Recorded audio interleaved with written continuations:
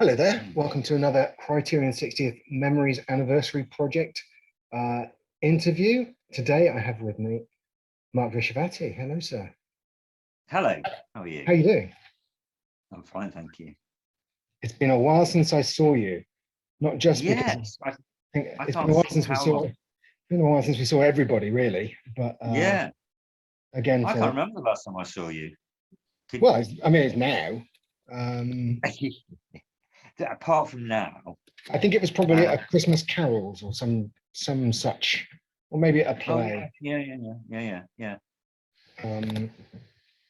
But yes, we have a long history together at the theatre. We do. Yeah. How did you get involved? Can you remember how you actually came to being there? Yes, I do actually. Do you remember? Oh God, I've forgotten her surname name.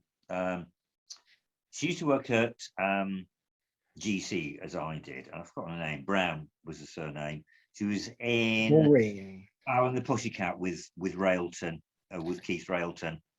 Maureen Brown? No. Never mind. It might come to me. We both joined GC at the same time, and I'd done plays at university and previous to that at school. And I thought, well, I definitely will join a theatre when I get to Coventry. But I left it for a year because I was like working, and then I thought, I'll pull the finger out and get involved. And then she said, oh, I've joined this theatre called Criterion. Why don't you come down and see a play? So I did, and I saw the first play I saw was Funny Peculiar with John Rusco. It was a really good production, I seem to remember. And so then I thought, well, I'll join. Did an interview, because you did them like an audition in those days with Rusco. I did a really bad Macbeth speech, but he obviously saw that I could add a bit of potential. More fool him.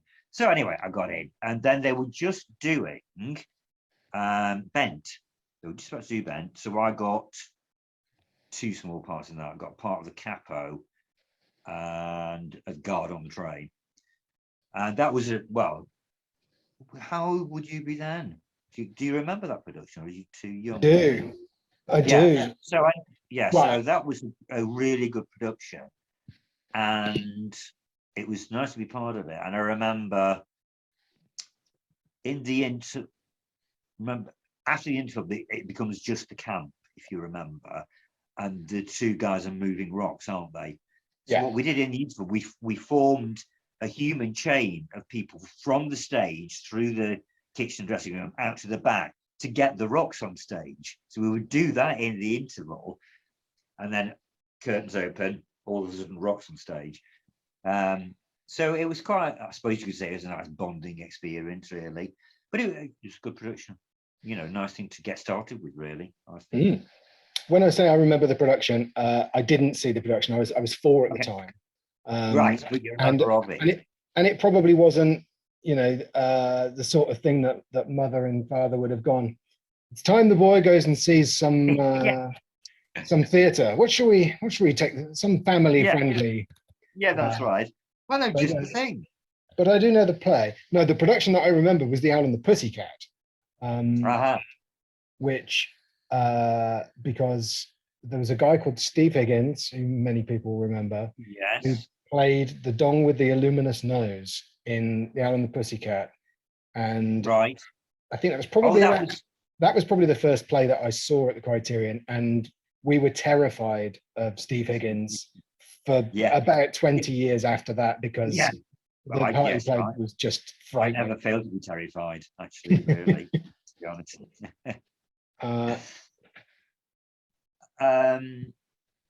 So I think after Ben, Chicago might have been my second production, actually. You can check that from the archive, can't you, as you were just saying. I think you prompted Out on the Pussycat. I did. And yes, Chicago was the next one.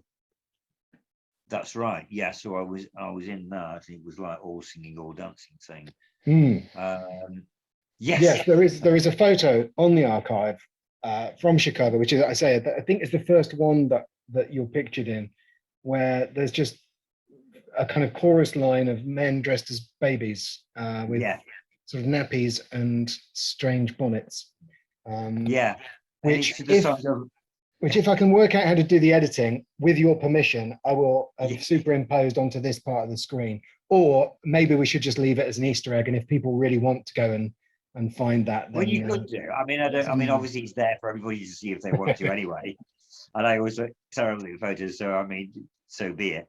Yeah, I mean, that was the routine to the song "Look at My Baby and Me," blah blah blah blah blah.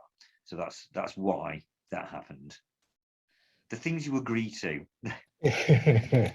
Well, it was early days. You don't know how many chances you're going to get. I'll do anything. Well, then the following year, you were Macduff in Macbeth. So clearly that the audition piece must have worked out eventually.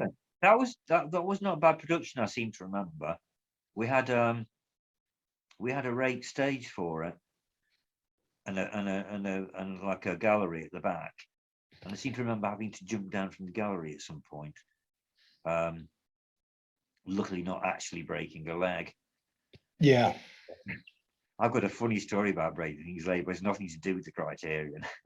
Anyway, never mind. Let's pass over that.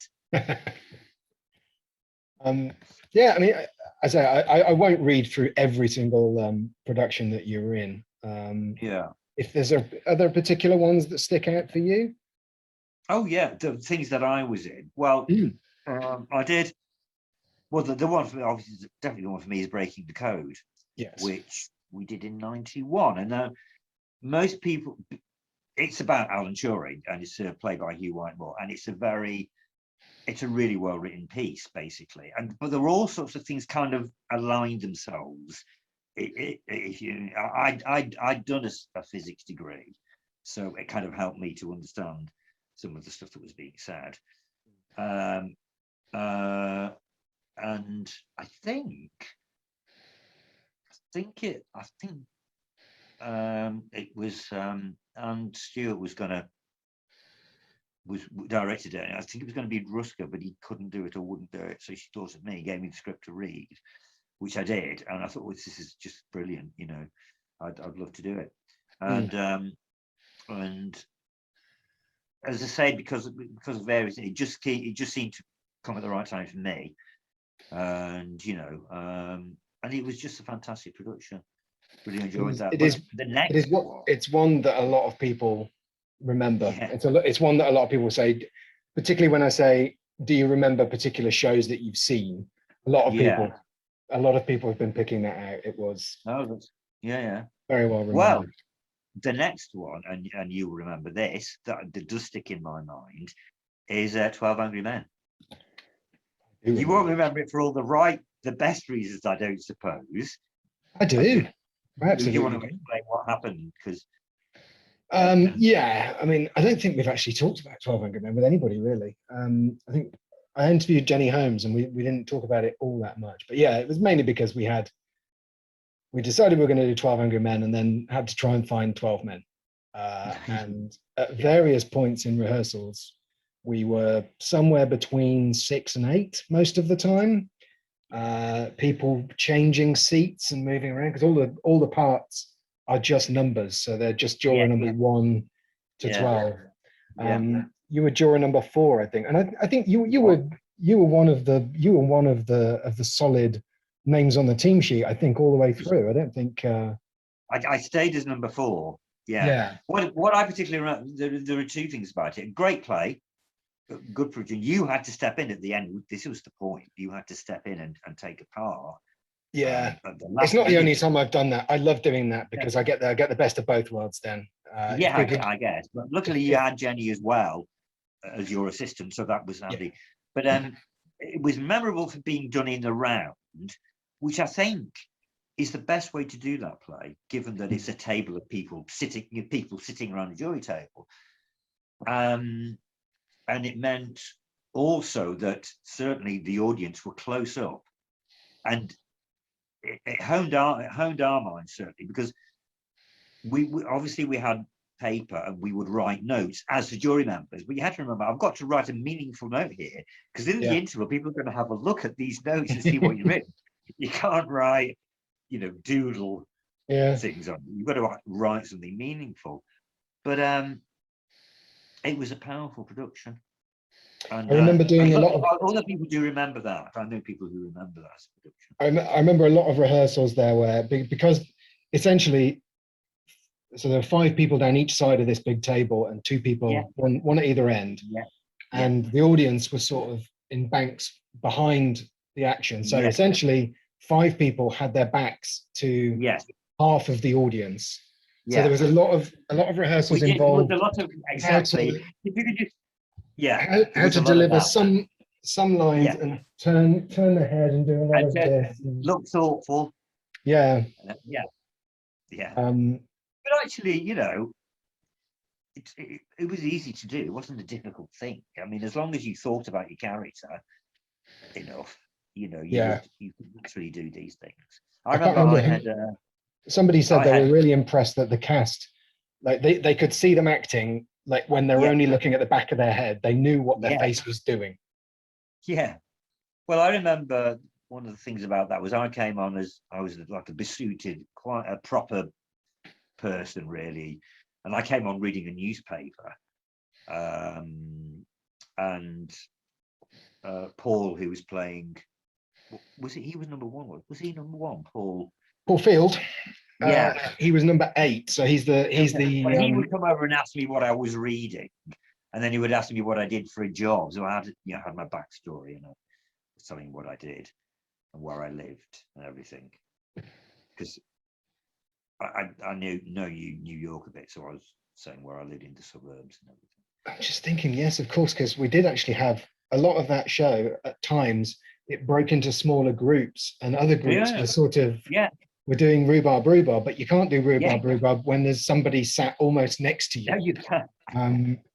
So you kind of had to know exactly what you were doing. No, I really enjoyed that performance. I think it was engaging for the audience, and it was engaging for the cast. As you say, well, I mean, you always have to concentrate in any play. You shouldn't switch off. Yes, you should be paying attention, but you really did have to pay attention. You really had to, and you had to listen to what people were saying, because it was in a jury room. Everything is important in theory, anyway. So anyway, the thing I remember most about 12 Angry Men was that one night the evidence got out of order at the end.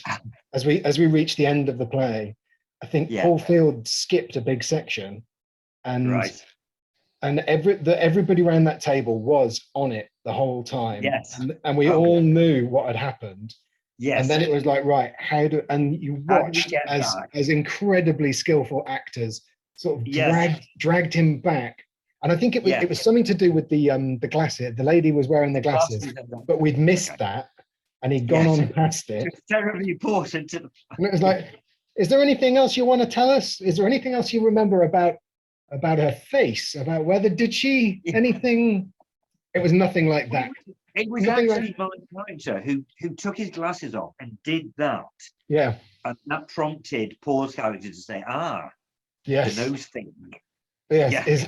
His little nostrils flared, and then he was like, how do I get back there?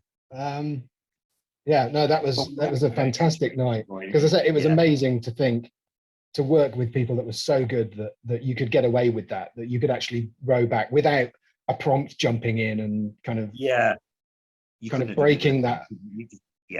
I think we did. I think we had a prompt. I think she sat in the audience. I think we did. I think Nicole prompted it.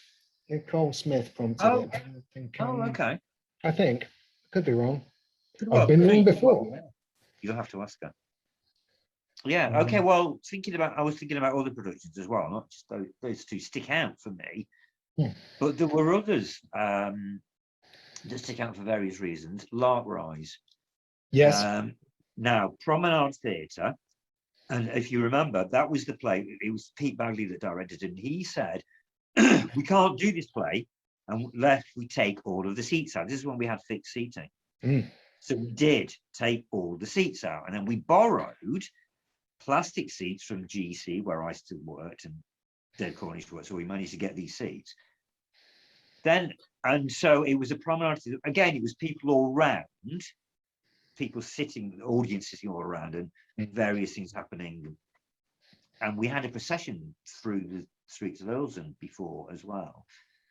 After the production finished, everybody thought, we just don't want to put those seats back now, because we've suddenly got this space where if we have flexible seating, and so that prompted the purchase eventually of the new flexible seating, and, you know, history was made, I suppose, from that point. Yeah, I mean, it was a nice production. Light Rise wasn't just in the round; it was proper like promenade theatre, wasn't it?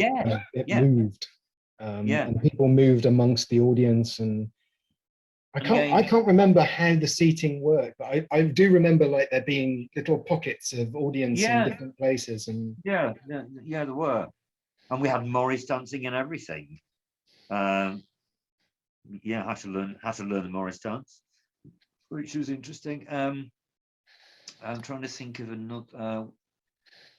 And then, well, we later did Candleford. Yes. Was it the year after? I think maybe. Yeah, I think a year or two. Not that long after, but we did Candleford as well. Because I think people thought it was Lark Rise to Candleford. It's in fact two separate plays.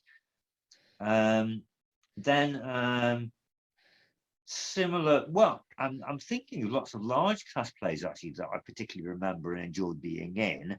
Roses of Ian. That was another quite powerful production actually, because it's based on a true story and really large cast. Lots of people die. I didn't. I was one of the survivors. Quite pleased about that. In the play, we should emphasise in the play, lots of people died. We didn't lose. Sorry. Yes, hundreds of company members lost to another ill-advised summer production involving heavy costumes. Well, lots of people die. High turnover of players in the theatre. That was nice. It was a nice production though. I remember we had a power cut one night and had to call it off. And then just as we were all leaving, the power came back on. So did it go ahead? No, it didn't. We had to leave. It's too late then. But we did an extra production on the Sunday instead. Right. So all not lost. But yeah, that was another production I enjoyed. Roses of Ian, of course, is about the plague being contained in a village, which I think should probably be the next play that goes back on once the coronavirus is all done and dusted. Yeah, just update it. But it's like that, but with a lot of Zoom. It's all on Zoom. Yeah. Actually, this is actually quite a good idea. I've got to go and write this down afterwards. Yes, do that. Well, you can write it. But I remember I enjoy being in music. We talked about Chicago, but I enjoy musicals. Not the best singer, but I enjoy the whole thing. So I was thinking more recently, Guys and Dolls. That was one that I enjoyed being in.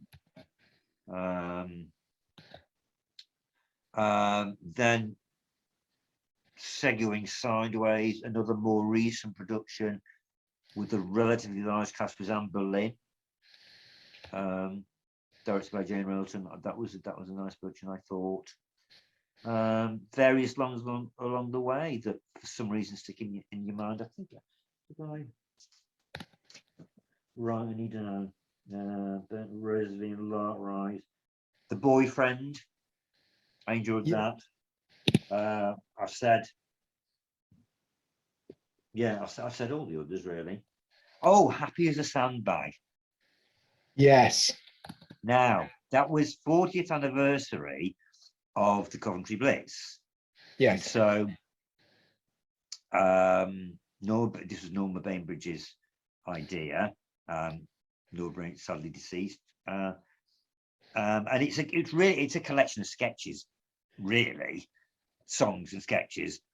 It was fun to be in, but I will admit that for a lot of the device that was used, people that didn't see it, was just kind of a bandstand. So all of the players were kind of in a band, and so we had seats at the back as though we were part of a band, and we would go and sit in these seats when we weren't actually in a sketch at the front of the stage. and then there were songs involved, and some songs involved like standing up and with masks and things. And I have to admit, for a lot of the time, a lot of us didn't exactly know what was really going on during these stories. Is it this mask? Is it that mask? And the other thing that we did was we toured it around old people's homes. And as such, because therefore we thought, well, we're going to have to cut out some sketches to do this, and we therefore had to change the order. This confuses us all even more. We've changed the order to cut that sketch. And Doug Griffiths, there was a catchphrase which we had, which was "Not now, Doug." He'd be trying to come on. No, not now, Doug. And the other thing that sticks in my mind, which is personal to me, was I had to do a speech as quite a famous speech of Adolf Hitler's. So it was a comedy paint on moustache. It was a quick change. Right. And so when we went to the old people's homes, all you could hear was the boos from the audience. You couldn't hear the speech. It was just lots of boos. And so do the speech, lots of boos, get off. But it was quite funny. The kind of Nazi pantomime is an underrated genre, I think. It is.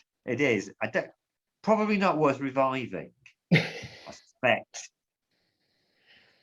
But yeah, I enjoyed it in general. I enjoyed it. You know, we had Carmen Miranda, Chris Maskell with a fruity hat. You know, and an Itmar sketch, and Rupert Butt, who you remember, apparently doing a very good impression of the Radio Doctor, even though he'd never heard him. Apparently, he was saying, that was really like him. And that was before YouTube, so there was presumably there was very little reference. I don't know how we found out, but anyway, yeah, enjoyable all the same.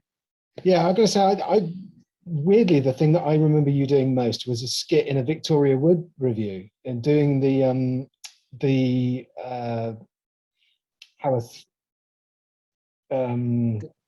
Bronte Sisters.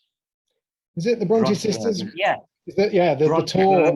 Now, that did spring to mind. Yeah, there's the guide, right? Yes. What was it? Played a guide. Guide around Haworth. Is it Haworth Hall? Yeah, I'd like to show. Once there were the Bronte sisters, now alas no longer with us, but they have left us the novels, which I've not read, being more of a Dick Francis nut, and so it went on. But yeah. That's remarkable. I did enjoy that. Yeah, I did enjoy that. Yes, it was. It was almost Alan Bennett, really. Yeah. Yeah. That was good. Maybe that's where I got the character from. I don't know. Yeah, but I enjoyed that. Yeah, I enjoyed that. There were lots of nice sketches there. Yeah. And the other one I wanted to bring up, which I did warn you I would, was A Voyage on My Father, which I will try and put the proper photo up on the screen. I've got it. Yeah. But this is yourself and I in 1989. Yes. I think this is you teaching me to foxtrot. It is. That's right. I confess, I don't think I remember exactly. We'll have to have a refresher at some point. I think I've lost the knack. Yeah. And Strictly is one of the easier ones, actually. Strictly might be. I had actually learned to foxtrot before, so I could do it. Surprisingly. You had to do it. Did you actually have to play the banjo? No. Right. Luckily. Just a that would have been interesting, to say the least. No, but God, yes, both looking very much younger, of course. A little bit. You didn't have a beard in those days. No, I'd shaved it for the production, I think. That and I was 12, I believe. But yes, I fondly remember that. I think you also played my father a bit later on. Was it Sufficient Carbohydrate? You were my. Oh yes. Well, that was another play where I'm not absolutely sure what it was about. No, I don't think any of us were. I think at the end of it, it was all about accepting a version of reality that wasn't real or something. And I was the boring logical person again, wasn't I? That was right. Yes. I was the one writing it and saying, yeah, but there isn't a boat or something, or there's the boat there, or it's not there. And Pete Bagley was the sort of. Yeah. Pete Bagley was sort of a dreamer Yeah. But if anyone knows what that play's about, then the people involved would love to find out. Yes. But we obviously pulled it off. But I think that's lovely. You kind of go through years and years at the theatre, and you sort of change relationship. I mean, I'm speaking as somebody who eventually in a play married my own mother, which I don't know if that's unique to the Criterion, but I'd probably, it must be pretty rare if it's happened at all. Yeah. And you sort of, as you change generations, you sort of end up being different levels. Well, I was having an affair with Anne Stewart, who directed Breaking the Code that we talked earlier about. Yes. In that play, if you remember. Was she married to Pete? There was someone else involved. I had a stepmother. Yeah. Yes. Oh, please, people at home, get in touch. It was a long time ago. Get in touch and piece the broken fragments of this memory together. I'm not great at remembering things that were a long time ago, or even like the week after we did them. Really, to be honest with you. Do you remember any? I was going to say, do you remember any particular instances, not necessarily from plays, but like just things that happened at the Criterion that you remember? Oh, things that happened at the Criterion, just generally the Criterion. Yeah, I mean, because we often talk about the fact that there was all the plays, obviously, and that's a big thing. There's also years and years of parties and Christmases. Oh God, yeah, lots of parties. Anything in particular? Well, lots of birthday parties for people. Oh, yes. Now, I've still got somewhere a T-shirt from your 39th birthday party. Oh, right, yes. You had a last chance before 40 birthday party. That's right. And people thought I was. Yeah, people thought I was 40, and so it caused confusion. But yeah, it was the last chance before 40, so therefore 39th. Yes, I produced T-shirts. Yeah. You actually produced T-shirts for the party. I still got it somewhere. I'm pretty sure. Yeah, I think it was like for the first 10 people that came, and so you were one of the first 10. So well done, you. Seems unlikely. I'm not really known for my punctuality first and foremost, but maybe just people. Well, I'm not nowadays. My punctuality is terrible. Also, my punctuation. You made a borscht, I think. You made a borscht. It probably was a bigos, which is a Polish stew, handed down via my mother, who's English, but my dad was Polish, and from his mother. But I made quite a good one, actually. So there you go. Still, it's a crowd pleaser. Yeah. What other things? Well, there's the youth theatre, I suppose. That's another thing that's happened, hasn't it? Mm. As well as the main. I mean, have you been involved with the youth theatre? No, I haven't. I was just thinking about that it happened. Yeah. Coffee monitors and things like that. Yeah. Yeah, and drama classes and. Yeah. Set strikes, putting the seats out. Yeah, well, that, of course, that's become a thing now, hasn't it? Putting in seats, taking out seats out of production. Yeah. Which is usually the case, but various other people will turn up as well, won't they? Generally. Yeah, I think that usually happens kind of on the Saturday, is it? It depends if the seats are needed for rehearsals. I think if the play tends to be a bit more complicated. Yeah. It need a bit more space. Yeah, but it's good. Well, I mean, other things that you do because it's an amateur theatre. People are doing all of the other jobs like bar and box office and things like backstage work. I think of my favourite thing backstage is actually theatre stage management. I enjoy doing that. Right. I mean, I have tried. I've done sound, lighting. I tend to steer clear of the technical things a bit because I'm always terrified of cocking it up, completely cocking it up. And I did really cock one up. The only time I ever did sound, and scared myself off it completely after this was we were doing his private lives.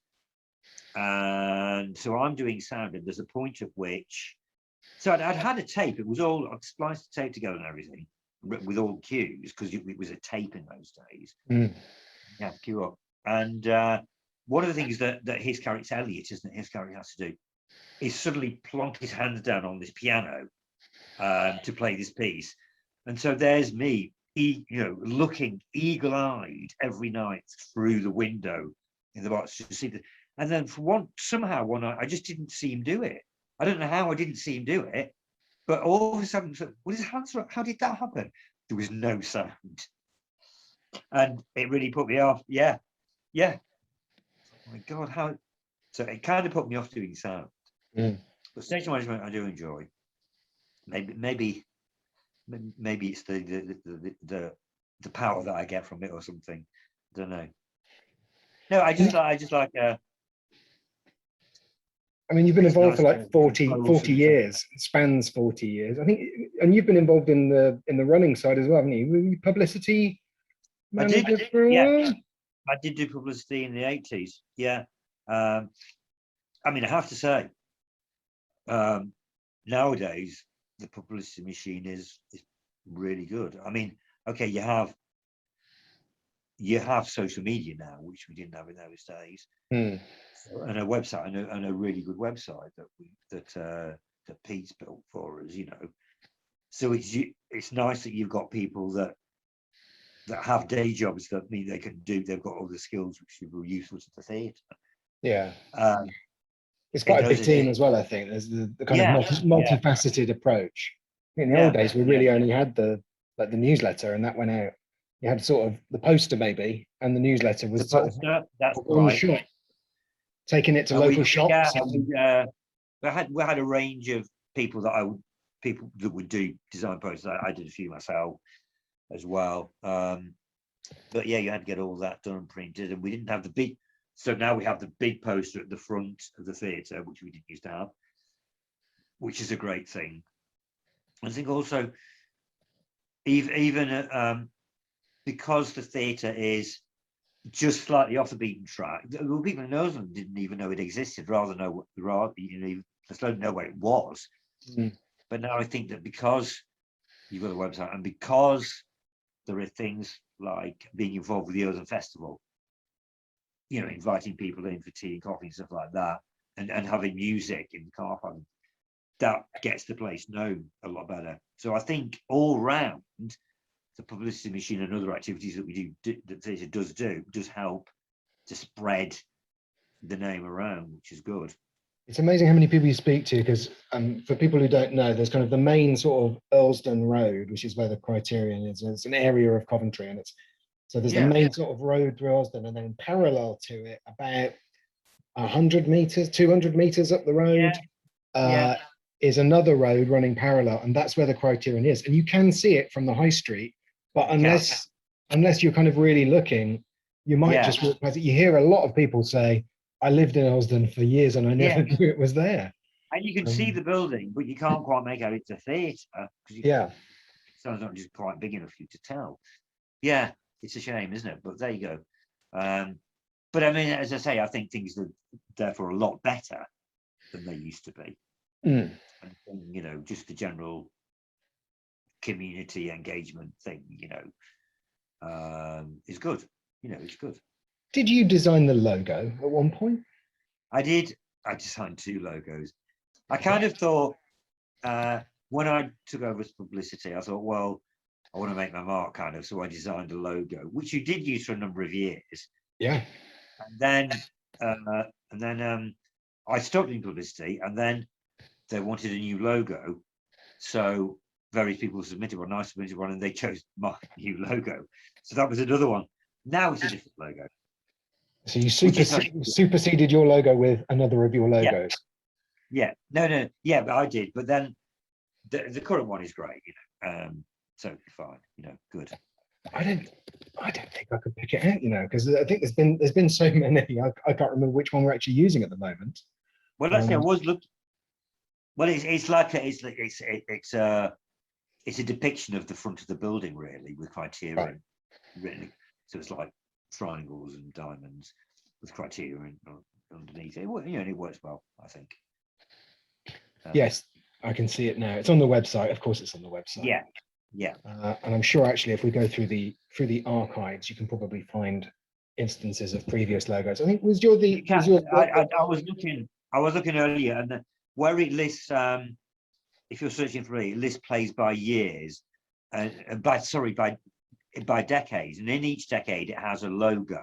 It's not necessarily specifically that because it overlaps, but that's what they've done. So you can see from the start to current logo going through that bit. So the one I remember of yours, I thought, was the square with the. Yeah. Looks like it looks like a bad Sudoku. Yeah. I don't mean that disrespect. Criterion. Yes. Yeah. Yeah. No, I really like that one. That was one of my favorites. I think it was one of the first ones that didn't actually have the word Criterion on it, like blatantly in text. Yeah. Which I quite like. So yes. What would you say it's meant to you over the years, the Criterion? You've sort of been and gone, and you've been there for. You've done like thousands of plays back to back, and then had a little break and come back. Yeah. What's it like coming back? It's great because it's a social life. Is one thing. Is you've made a lot of friends. You've known people since they were kids. Like I've known you since you were a kid. I've known other people that were like even younger than that are now in their 30s. You know, it's kind of strange to realize that, but so you do. You know, you get to know that you see people growing up.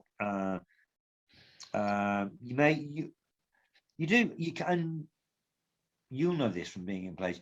You can form a very strong bond with a group of people when you're in a play, can't you? Particularly strong bond. And that kind of fades a bit afterwards, but you know, you do remember those things. And that's, you know, it's just enjoy. And the thing is, I enjoy acting. It's as simple as that. I enjoy being on stage. I don't do it at the moment because I work nights, so it's just not a possibility. Yeah. But you know, I do like to do other things. I can get involved in other things.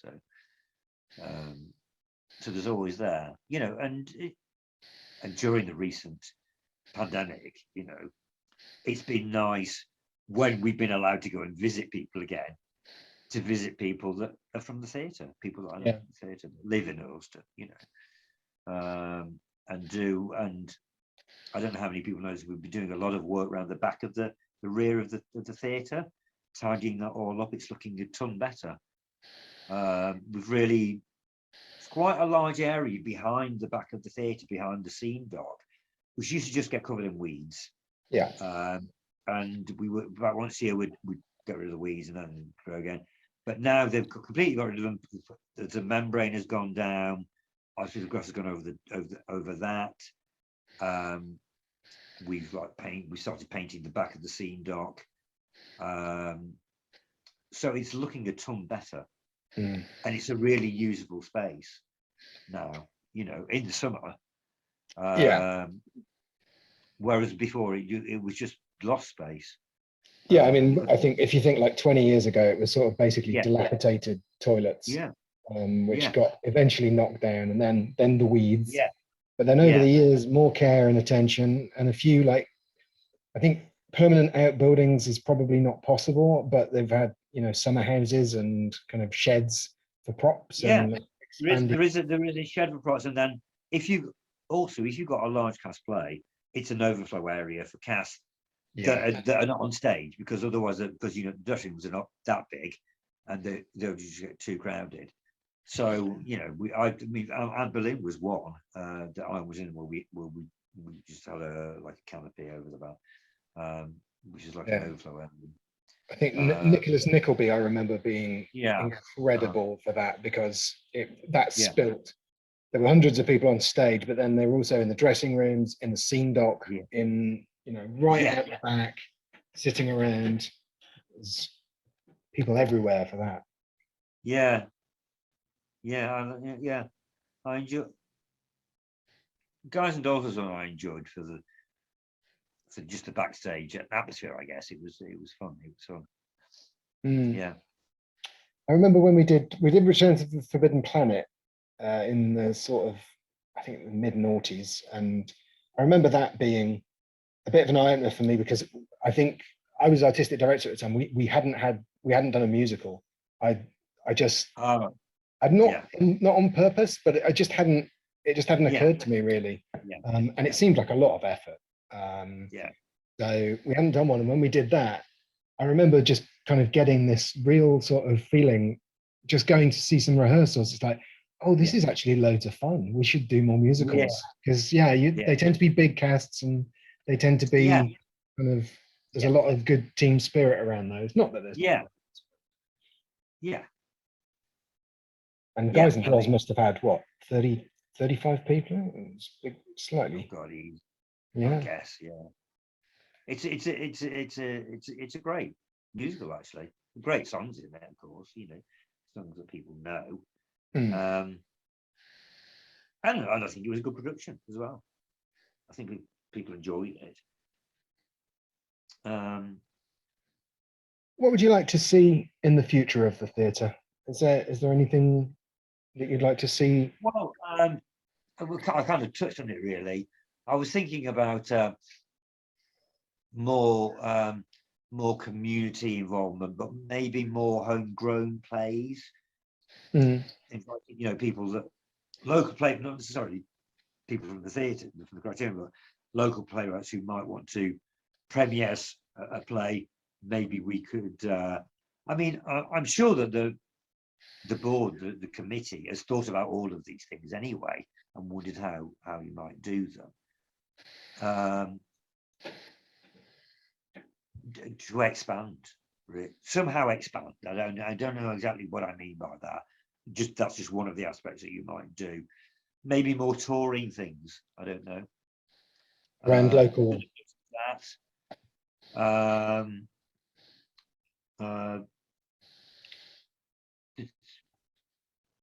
There's the recent production of Queers went to a competition, didn't it? That's been, I think, at the Albany Theatre. I think that was something arranged to do with the City of Culture, I think. I think certainly the City of Culture is a good opportunity. It's a jumping off point for some of these things. I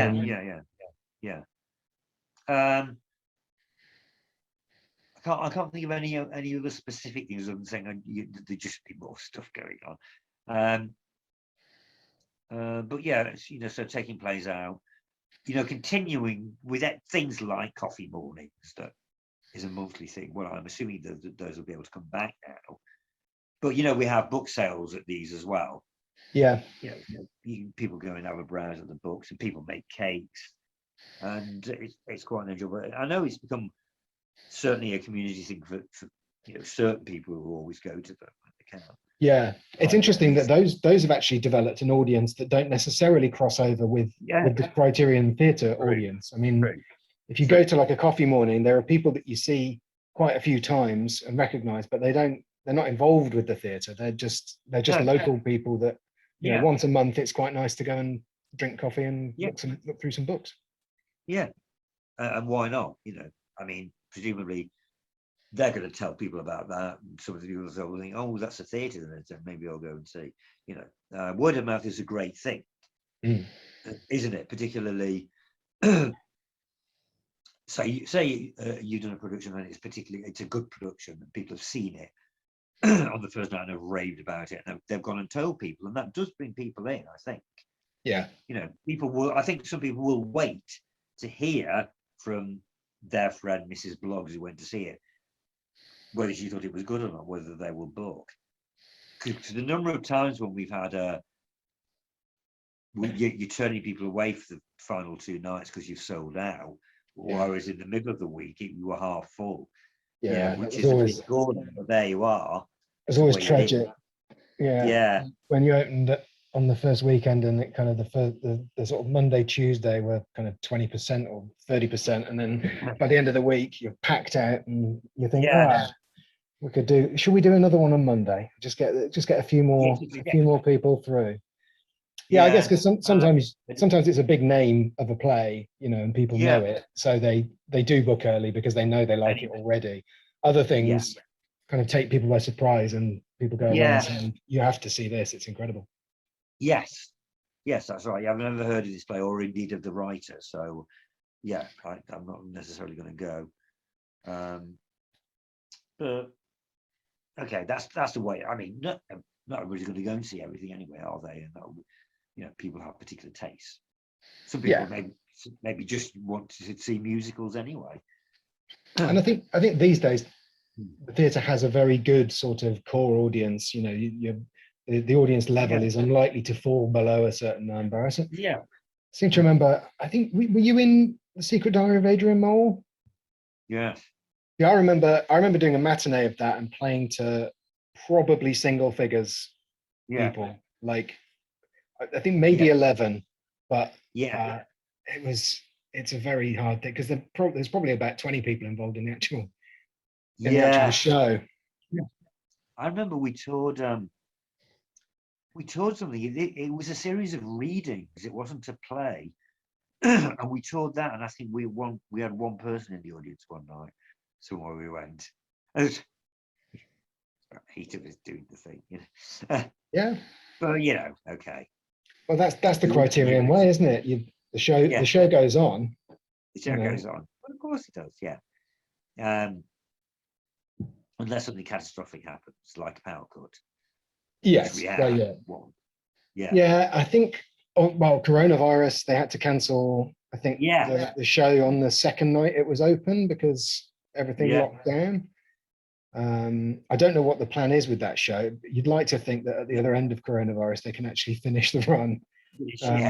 Just warm it up a bit. You haven't done it you haven't been rehearsing it for 2 years, but I'm sure in a couple of weeks you'll be able to pick it up. You'll pick it up. Yeah, it'll be fine. But yeah, I think power cuts have probably been the only other.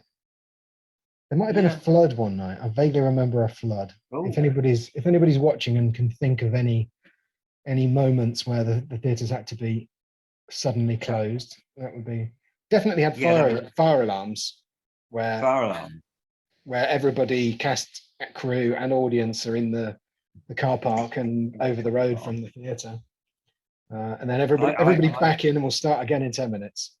As an audience member, I committed the ultimate crime of having not switched my phone off properly. I thought I had, but then it started. I had to rush out of the auditorium, apologising profusely to everybody. I was like, my God. So now I don't even take it in with me. So, switch it off completely, flight mode, in pocket somewhere else. Don't take it in, because I don't want that to happen again. Yeah, I've got to say, it's not. I have to stress that this was not a Criterion production. This was something at the Edinburgh Festival that my partner was at, and I phoned her, not realizing that she was in a play, and she hadn't turned her phone off. And there was a lot. She sort of answered, and there was a lot of fumbling and whispering, and then she said, "I'm so sorry. You've called me in the middle of a play, and I've had to walk out." And I said, "Oh no, how embarrassing!" She said, "No, it's awful. It's so bad." And there's so much of it left, so I'm too embarrassed to go back in now, so I can just wait. I can legitimately wait outside, but she'd left a friend inside, so abandoned. Oh dear. But you can't go back in, can you? Because then you're the person that interrupted it twice. Yeah. No, mobile phones, they're an absolute scourge, I tell you. Yes. Have you ever done one of the? I've always secretly wanted to do the announcement. There's a recorded announcement that says to turn your mobile phones off at the Criterion, and I think various people have done it over the years, and it's changed. Never been asked to do that. No, I would like to do it. Actually, I would love to do it. I used to, where I work, I used to do, which is, I shan't name the company, but it's a shop. I used to do the end of day. Good evening, ladies and gentlemen. May I remind you, blah, blah, blah. And he says, "Oh, go and do it, go and do your announcement," they'd say. It became a thing, but no more, because it weren't nice. Did people come and see it? It's like I'm here for the. I think it's Richard Burton. You know, I don't know who it is, but it's someone very good. We come here at 5:30 every day. Just to hear that announcement. He's very good. He's very good. Well, there you go. He's dead, he's dead now, of course, but he lives on in the recording. One of the greatest. So if anyone's watching from the board who know how we get that, we might have to do it together, or we'll take turns. I don't mind. I'll do matinees, and you can do the evenings. Yeah. It's been so lovely catching up with you, Mark. And you, great. And I hope to see you soon. And thank you for giving us your time and your memories. Thanks for asking me.